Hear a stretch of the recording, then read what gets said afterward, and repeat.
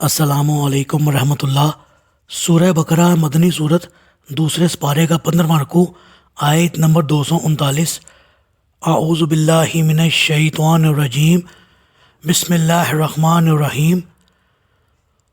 فَإِنْ خِفْتُمْ فَرِجَالًا أَوْ رُكْبَانًا فَإِذَا أَمِنْتُمْ فَاذْكُرُوا اللَّهَ كَمَا عَلَّمَكُمْ مَا لَمْ تَكُونُوا تَعْلَمُونَ۔ اگر تم حالت خوف میں ہو تو خواہ پیدل ہو یا سوار، تو جیسے ممکن ہو نماز ادا کر لو، مگر جب امن میسر آ جائے تو اللہ کو اسی طریقے سے یاد کرو جو اس نے تمہیں سکھایا ہے، جسے تم پہلے نہ جانتے تھے۔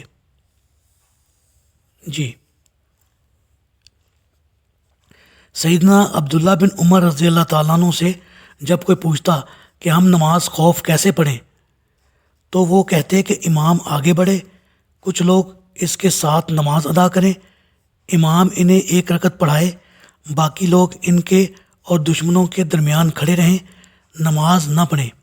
جب یہ لوگ امام کے ساتھ ایک رکعت نماز پڑھ چکیں تو سرک کر پیچھے چلے جائیں، اور جنہوں نے نماز نہیں پڑھی اب وہ لوگ آ جائیں اور امام کے ساتھ ایک رکعت پڑھیں۔ امام تو اپنی نماز 2 رکعت سے فارغ ہو گیا، اب یہ دونوں گروہ باری باری باقی ایک ایک رکعت پوری کر لیں تو ان کی بھی 2 رکعت ہو گئیں، اور اگر خوف اس سے زیادہ ہو تو پاؤں پر کھڑے پیدل یا سواری پر رہ کر نماز ادا کر لیں، منہ قبلہ رخ ہو یا کسی اور طرف۔ امام مالک کہتے ہیں کہ نافع نے کہا عبداللہ بن عمر نے یہ رسول اللہ صلی اللہ علیہ وآلہ وسلم سے نقل کیا ہے۔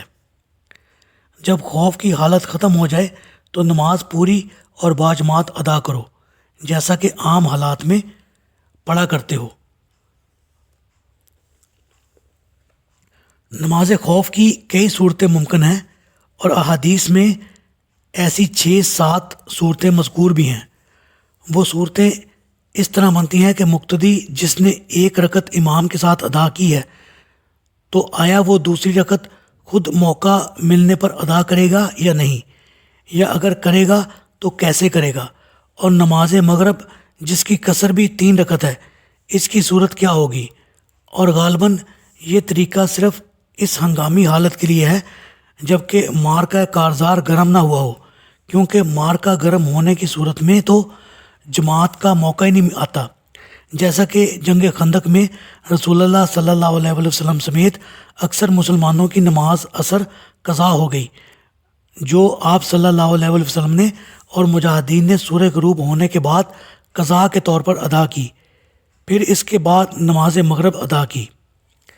دراصل نماز خوف کے طریقہ کار کا انحصار بہت حد تک جنگی حالات پر ہے۔ اگر جماعت کا موقع ہی میسر نہ آئے تو انسان اکیلا بھی پڑھ سکتا ہے، سواری پر بھی پڑھ سکتا ہے، اور اشارے سے بھی پڑھ سکتا ہے۔ بس 2 باتوں کو ملحوظ رکھنا ضروری ہے، ایک یہ کہ موجودہ جنگی حالات میں کون سا طریقہ بہتر ہے، پھر اسے اختیار کیا جائے، اور دوسرے یہ کہ ایسے حالات میں اللہ کی یاد کو بلانا نہیں چاہیے۔ اللہ تعالیٰ سے دعا ہے اللہ تعالیٰ ہمیں قرآن کو پڑھنے، سمجھنے اور اس پر عمل کرنے کی توفیق عطا فرمائے، آمین۔